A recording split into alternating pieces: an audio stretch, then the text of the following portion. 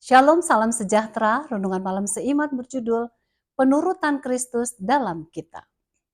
Namun aku hidup tetapi bukan lagi aku sendiri yang hidup, melainkan Kristus yang hidup di dalam aku.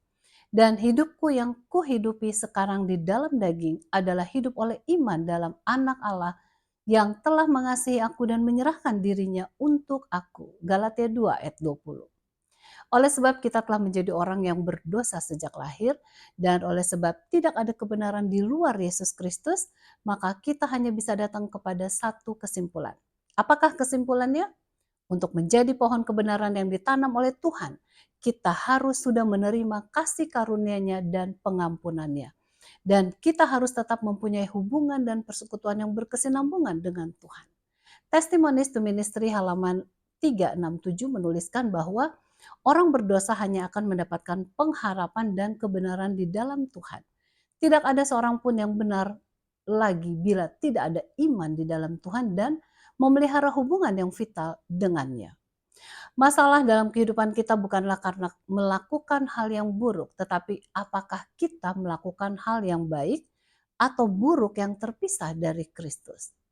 Tindakan kita tetap dianggap sebagai suatu tindakan yang jelek bila dilakukan hanya agar kelihatan bagus dari luar dan untuk kepentingan diri kita sendiri yang sama sekali tidak bergantung sepenuhnya kepada Tuhan dengan persekutuan yang erat. Oleh sebab kita adalah orang berdosa secara alamiah, kita tidak akan sanggup untuk menghasilkan penurutan dengan kuasa kita sendiri. Bila kita akan menghidupkan kehidupan kekristenan, kita hanya akan dapat menghasilkan sesuatu yang seperti duri, sebab dengan usaha kita yang kita hasilkan selamanya tidaklah sempurna. Pertanyaan penting bagi kita ialah apakah kita yang menghidupkan kehidupan kekristenan atau Kristus yang menghidupkannya di dalam diri kita?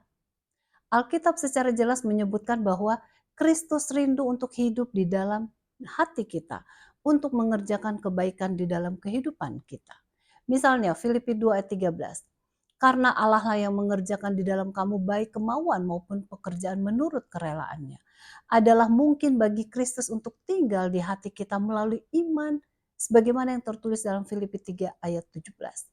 Bila kita bergantung kepada penurutan kita sendiri, kita tidak akan bisa mengharapkan sesuatu kecuali melakukan penurutan yang tidak sempurna. Tetapi bila Kristus hidup di dalam hati kita, maka pekerjaannya di dalam kita merupakan pekerjaan yang sempurna. Melalui kehadirannya dalam kehidupan kita, maka kita dapat dikendalikan dan kita dapat menurut dengan sempurna. Dengan perkataan lain, penurutan kita adalah disebabkan Kristus yang hidup di dalam hati kita. Orang benar akan hidup dengan iman. Bila mereka yang telah diampuni dan dibenarkan melalui pengorbanan Kristus hidup dengan iman, mereka akan dapat menurut. Sementara kita menghidupkan kehidupan kekristenan setiap hari melalui iman di dalam Yesus saja dan dengan kehadirannya dalam hidup kita, maka penurutan kita adalah suatu kenyataan. Marilah kita undang Yesus setiap hari untuk hidup di dalam hati kita, sehingga kita akan senantiasa menurut kepada Tuhan dengan penuh sukacita. Kiranya Tuhan memberkati.